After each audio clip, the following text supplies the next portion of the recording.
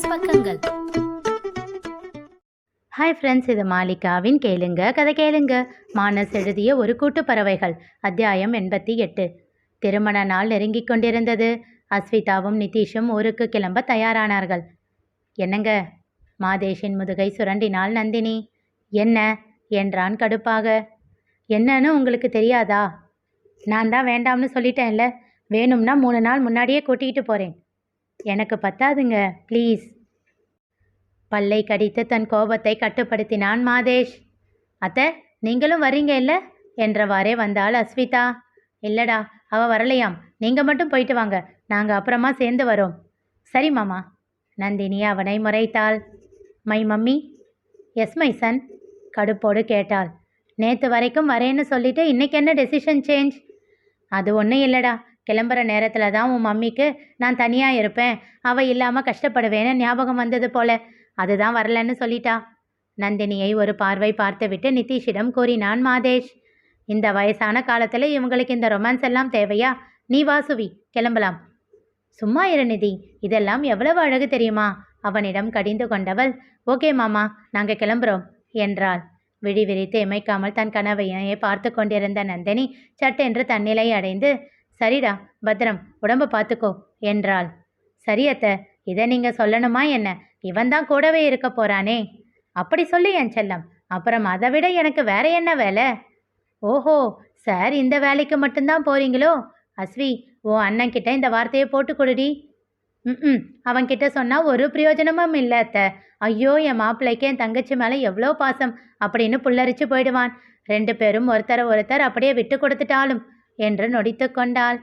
அப்போ போட வேண்டியவங்க காதில் போட்டுடு. கரெக்ட் அத்தை என்றாள் அஸ்விதா பிரகாசமான முகத்தோடு. My mummy? Yes my son. Why this கொலைவெறி? சும்மா போகிற போக்கில் ஒரு சோஷியல் சர்வீஸ் மை சன். என்னையும் என் புருஷனையும் வயசானவங்கன்னு சொன்ன இல்லை? உண்மையை சொன்னா? அவன் சொல்லி கொண்டிருக்கும் போதே அவன் செல்போன் ஒலித்தது. யார் என்று கண்டவன் ஐயையோ என்று அலறினான்.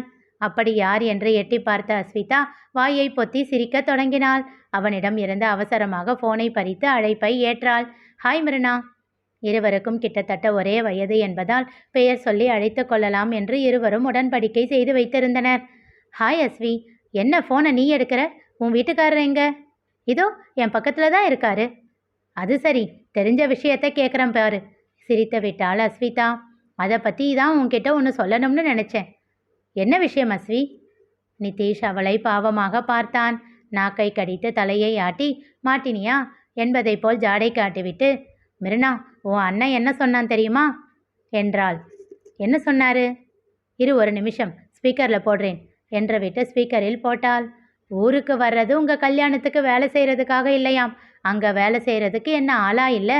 நான் எதுக்கு செய்யணும்? நான் அந்த வீட்டோட மாப்பிள்ளை, அந்த கெத்தில் நான் இருக்க வேண்டாமா?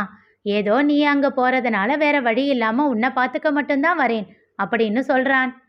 அடி பாவி, மானே தேனே பொன்மானே எல்லாம் போட்டால் கூட பரவாயில்ல, இவன் மயிலே குயிலே எல்லாம் சேர்த்து போடுறாளே. வாயின் மேல் கையை வைத்து மௌனமாக முணுமுணுத்தான் நிதிஷ். ஓஹோ என்று ராகம் இழுத்து கூறினாள் மிருணாளினி. ஐயோ மிருனா, அவள் பொய் சொல்கிறா. நான் அப்படியெல்லாம் சொல்லுவேனா? நிச்சயமாக சொல்லியிருப்பீங்க. இதோ பாரு, நான் உன் அண்ணன் இல்லையா? என்ன நம்ப மாட்டியா? நிச்சயமாக நம்ப மாட்டேன். கல்யாணம் மட்டும் ஆகட்டும், அப்புறம் இருக்கு உங்களுக்கு. மாமியார் மருமகள் இருவரையும் நிதிஷ் முறைக்க இருவரும் பார்வையை வேறு எங்கோ திருப்பிக் கொண்டனர். சரி, 2 பேரும் ஊருக்கு கிளம்பிட்டீங்களா? இன்னும் இல்லை மிருனா, ஒரு 10 மினிட்ஸில் கிளம்பிடுவோம். அப்பாடா என்றாள் மிருணாளினி. என்ன ஆச்சு? எனக்கு ஒரே ஒரு ஹெல்ப் வேணும், அதுதான் கிளம்பிட்டீங்களோ என்னவோன்னு சந்தேகத்தோடு கேட்டேன். சொல்லுமா, என்ன வேணும் என்றான் நிதிஷ். அண்ணா, தருணுக்காக செயின் வேணும்னு சொல்லியிருந்தேன்ல? ஆமாம், அதே டிசைனில் எனக்கு இன்னொரு செயின் வேணும். நீங்கள் வர்றப்போ அதையும் சேர்த்து எடுத்துக்கிட்டு வர முடியுமா? எதுக்குமா? உன்னோட இன்னொரு தம்பிக்கா? ஆமாம் அண்ணா. அதான் ஆல்ரெடி 2 செயின் சொல்லியிருந்தியே, இன்னும் 1 வேணுமா? ஆமாம் அண்ணா, இன்னொன்றும் வேணும். அப்போது அது வருணுக்கு இல்லையா? இல்லை அண்ணா. ஓஹோ, புரிஞ்சிடுச்சு. மாமா மச்சான் 3 பேருக்கும் ஒரே மாதிரி செயினா? நீ நடத்துமா? அவள் பதில் சொல்லவில்லை. சரி, எடுத்துக்கிட்டு வரேன் அண்ணா, பில்லோட அழுத்தமாக கூறினாள். சரி சரி, அதுதான் ஏற்கனவே 100 தடவை சொல்லிட்டியே. சின்னதாக சிரித்தாள் மிருணாளினி. அவளிடம் சொல்லிவிட்டு அழைப்பை துண்டித்த பின் நந்தினியிடமும் விடை பெற்று கொண்டு கிளம்பினார்கள். சுவி, போகிற வழியில் கடைக்கு போய் செயின் எடுத்துக்கிட்டு போயிடலாம். சரி நிதி. அவர்கள் கிளம்பியதும் ஆதேஷிடம் வந்தாள் நந்தினி. அவள் வந்தது அறிந்தும் அவளிடம் திரும்பாமல் பார்வையை கணினியிலேயே வைத்திருந்தான். அவன் பின்னால் நின்று கழுத்தோடு கட்டிக்கொண்டு தோளில் நாடியை பதித்தாள். அவன் கண்டுகொள்ளவே இல்லை. சில நிமிடங்கள் பொறுத்து பார்த்தவள், என்ன இங்க இருக்க சொல்லிட்டு இப்படிதான் கண்டுக்காம இருப்பீங்களா என்றாள். ஆமா, நான் சொன்னதுனால தானே இருக்க, நீயாவா ஆசைப்பட்டு இருக்க? சிரித்தாள் நந்தினி. இப்போ எதுக்கு சிரிக்கிற என்றான் கோபமாக. இல்லை, ஒரு 20 வருஷம் முன்னாடி எப்படி இருந்தீங்கன்னு யோசிச்சு பார்த்தேன். இதே சிச்சுவேஷன் வந்திருந்ததுன்னா அப்படியே முகத்தை உருன்னு வச்சுக்கிட்டு போக வேண்டாம்னு சொன்னா போகாத, அவ்வளவுதான் அப்படின்னு மிரட்டிட்டு போயிருப்பீங்க. நானும் வேற வழி இல்லாமல் நீங்கள் எதுக்கு சொல்கிறீங்கன்னும் புரியாமல் பேக்கு மாதிரி உட்காந்துட்டு இருந்திருப்பேன். இப்போ பாருங்க, என் புருஷன் மனசில் இருக்கிறதெல்லாம் வெளியில் சொல்கிறாரு. எல்லா புகழும் என் அண்ணன் ஒருத்தருக்கே. அது என்னவோ கரெக்டு தான், நான் மாறிட்டேன் தான். ஆனால் உனக்கு தான் என் மனசில் இருக்கிறது அப்பவும் புரியலை, இப்பவும் புரியலை என்றான் கோபமாக. அச்சோ, என் புருஷனுக்கு தான் எவ்வளவு கோபம் என்றவள் அவன் கன்னத்தில் முத்தம் வைத்தாள். சரி, சாரி, உங்கள் கூடவே இருக்கேன், போதுமா? அப்பா, கொஞ்சம் சிரிக்கலாம் இல்லை? போதுமா? இன்னும் அவனை இறுக்கிக் கொண்டு சிரித்தாள். என் புருஷன் எப்படி இருந்தாலும் அழகுதான். அதில் கோபம் மறைந்து புன்னகைத்தான் மாதேஷ். ஆளப்பாரு, இந்த சிரிப்பை சிரிக்க இவ்வளவு நேரமா என்ற விட்டு அவனிடம் இருந்து விலகி நடந்தாள். சட்டென்று அவள் கையை பிடித்து இழுத்தான் மாதேஷ்.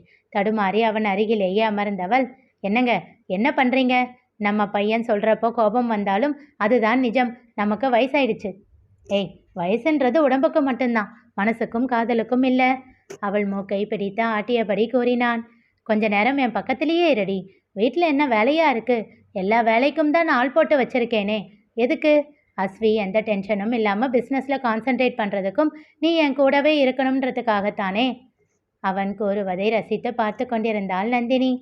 இன்னும் கொஞ்சம் மாசம்தான், அப்புறம் உனக்கு குழந்தைய பார்த்துக்கவே நேரம் சரியா இருக்கும். என்னெல்லாம் கண்டுக்க கூட மாட்டேன். நல்ல வேலை, அந்த வேலையாச்சும் எனக்கு கொடுக்குறீங்களே, அதுக்கும் ஆள் போடாம. சேச்சே, நான் எப்போ அப்படி பண்ணியிருக்கேன்? நாம் நம்ம வீட்டில் இருந்தப்போ கூட நிதிஷை பார்த்துக்க எல்லாம் ஆள் போட்டேனா? நீ தானே அவனை வளர்த்த. அதனால தானே இப்போவும் அம்மாவும் பையனும் ஏதோ ஃப்ரெண்ட்ஸ் மாதிரி பழகுறீங்க. புன்னகைத்தாள் நந்தினி. அது என்னவோ கரெக்டு தாங்க. சில விஷயங்கள் எல்லாம் நாம தான் நந்தினி பண்ணணும். நமக்கு பேரனோ பேத்தியோ வரட்டும், அதுக்கப்புறம் பாரு, பிஸ்னஸ்ல இருந்து கொஞ்சம் கொஞ்சமாக ரிலீவ் ஆகிட்டு நானும் உன் கூட குழந்தைய பார்த்துக்கிறதுல டைம் ஸ்பெண்ட் பண்ண போகிறேன். சூப்பருங்க. அவன் கையை அணைத்து தோளில் சாய்ந்து கொண்டாள் நந்தினி. நிகழப்போவது என்ன தெரிந்து கொள்ள தொடர்ந்து கேளுங்க, கதை கேளுங்க. மீண்டும் சந்திப்போம்.